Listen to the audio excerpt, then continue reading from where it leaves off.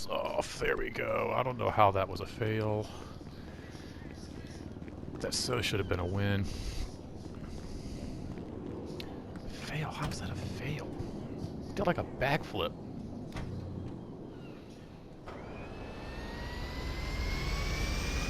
Anyway, guys, welcome back to Rob's Arcade. I'm your host, Rob French, and it is time for the daily wheel spin here on GTA.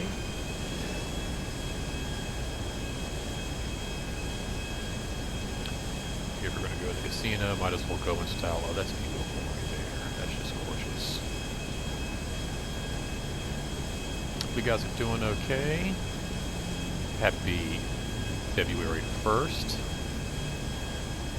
2 weeks until Valentine's Day.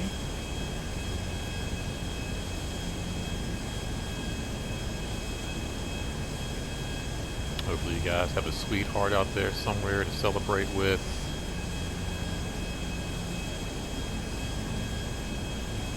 If some girl in school you got your eye on, now is the perfect time to let them know how you feel. Write a little poem, a little lyric. Chocolates, candy.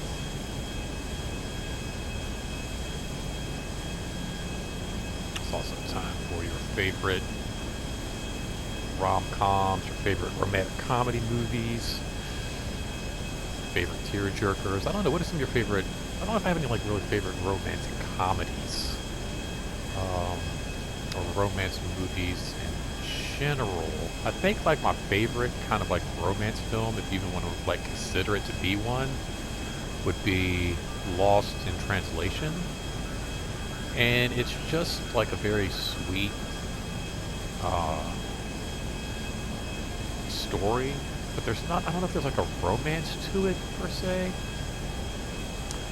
Now, tomorrow is Valentine's Day. I do enjoy Groundhog Day, the movie with Bill Murray. That was always a really great film. I love Adam Sandler and the Drew Barrymore stuff. 50 First Dates gets me like every time, as well as Wedding Singer. I think that's one of my my favorites, as well as one of my wife's favorites. The Wedding Singer, there, really good movie. But yeah, I like those two as a team.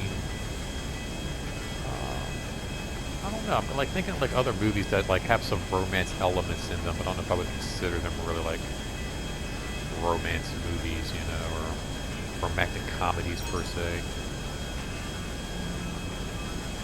Never thought, like looking through comedy collection and everything as I'm thinking about this here. All right, we'll take this guy up.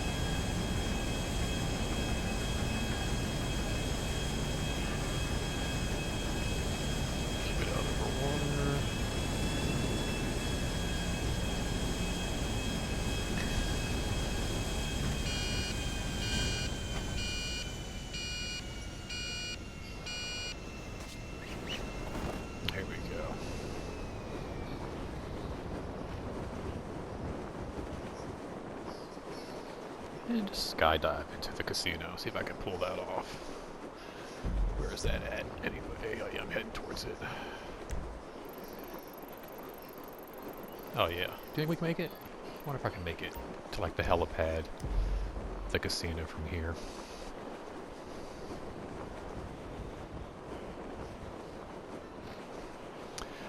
Oh, let's see, I think, what was it, like New Year's Eve has like 100 different romance stories going on in it at one time, as well as like the Valentine's Day and other movies like that. I like the relationship story between Mel Gibson and Rene Russo in,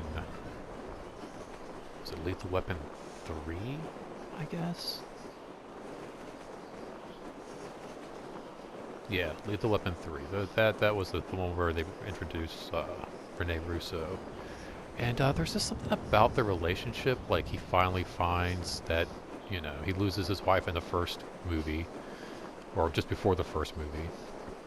Then he loses that really sweet South African girl in the second film, and so it's kind of like this guy just can't, you know, catch a break when it comes to just true love. And then he finally meets Rene Russo, which, you know, it's like his match.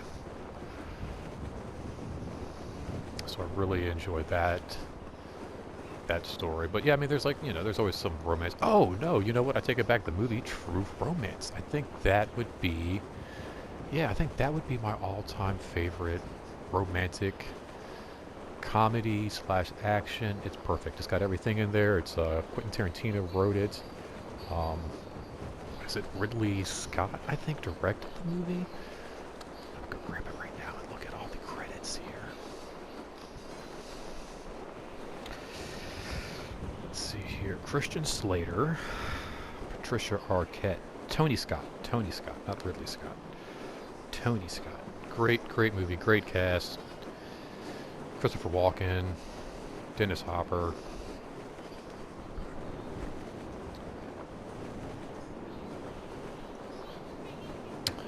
Gary Oldman. Just such a great movie, great script.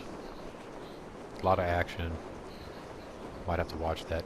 This month I'm planning on, that's the, you know, I love to celebrate things cinematically. I've mentioned this before. If I'm going on a road trip, to me there's nothing more fun than actually like watching a road trip film. You know, like The Hitcher or oh wow, yeah, definitely a little definitely swing in here. The Hitcher. What's another great one? Joyride. Any movie that's like has a road trip. Like whenever my wife and I would go on these road trips to like Disney and hit the highway and go to like these comic book conventions, Rhode Island and stuff, I'd always love to watch these road trip type movies. You know, just before, just to get in the spirit of it. You know, it's just like, you know, you watch holiday movies during Christmas, watch scary movies during the month of October. So I think the month of February I'm going to celebrate romance, and then also just to kind of break it up a little bit, because I don't know if I could do a whole month of like nothing but romantic comedies. Just be crying my eyes out the whole time.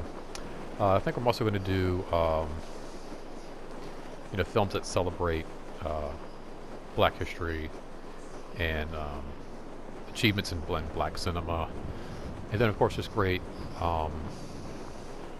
Black cinema itself, like, you know, the classics that really made Black cinema what it is. You know, movies like Shaft and Foxy Brown, which, you know, my buddy and I talked about some of that. Some of these are like these exploitation films. Some of them run, you know, with an all African American crew, director, cast, and all of that. But sometimes they were like produced and directed by these, you know, these white producers and white directors. And it was literally Black exploitation, like way to take,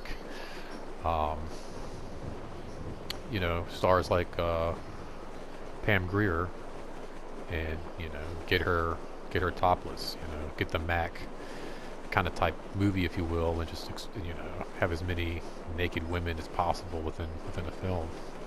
But at the same token, like, they wound up actually making some really good movies at the same time, like, you know, in doing this. So yeah, I think I'm gonna kind of break it up a little bit between the two. Do like a little romance.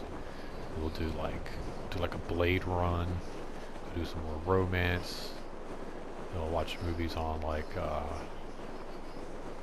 know, Jackie Robinson. We'll watch American Gangsta.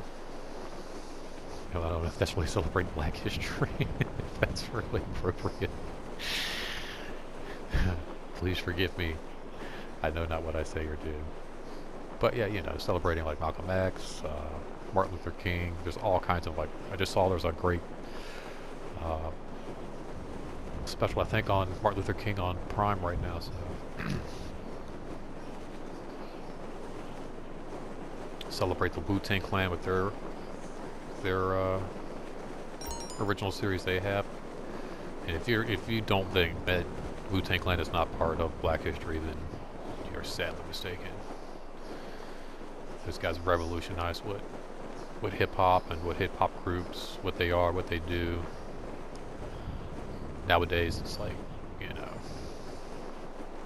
everybody does it. Everybody kind of emulates what Wu-Tang did back in the early 90s, 93. It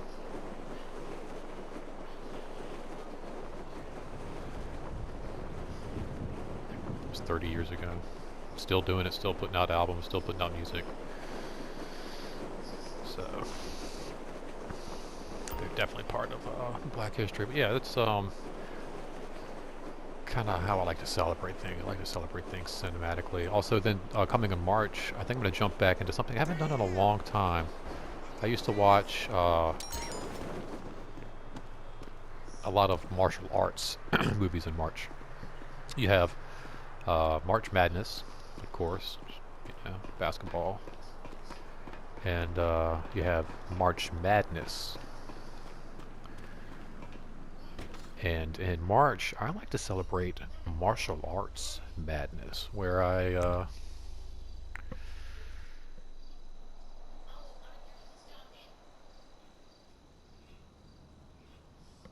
just watch old kung fu movies, Bruce Lee and Jackie Chan. Ready for some real excitement? My spin is now available. Alright, we're back at this the casino here with this wheel spin. Speaking of Valentine, I wish this would be my Valentine. Very sleek. I love gold. Now that's a funny romantic comedy right there, Austin Powers. That's my kind of romantic comedy. I love gold. Maybe I'll do that. We'll watch Austin Powers 1, 2, and 3. Oh, that's beautiful. If you've been watching some other wheel spins, you know it reminds me so much of like a Hot Wheels vehicle. And not just any Hot Wheels, like I said, that sweet Hot Wheels car that's got the solid chrome wheels, really big fat wheels. You just barely give it a little flick, barely a little tap in the back, and that thing shoots across that linoleum floor. Hits that little brass trimming between the linoleum and the living room. You just kick that across the linoleum floor. Look at that little brass trimming right there along the floorboard of the doorway.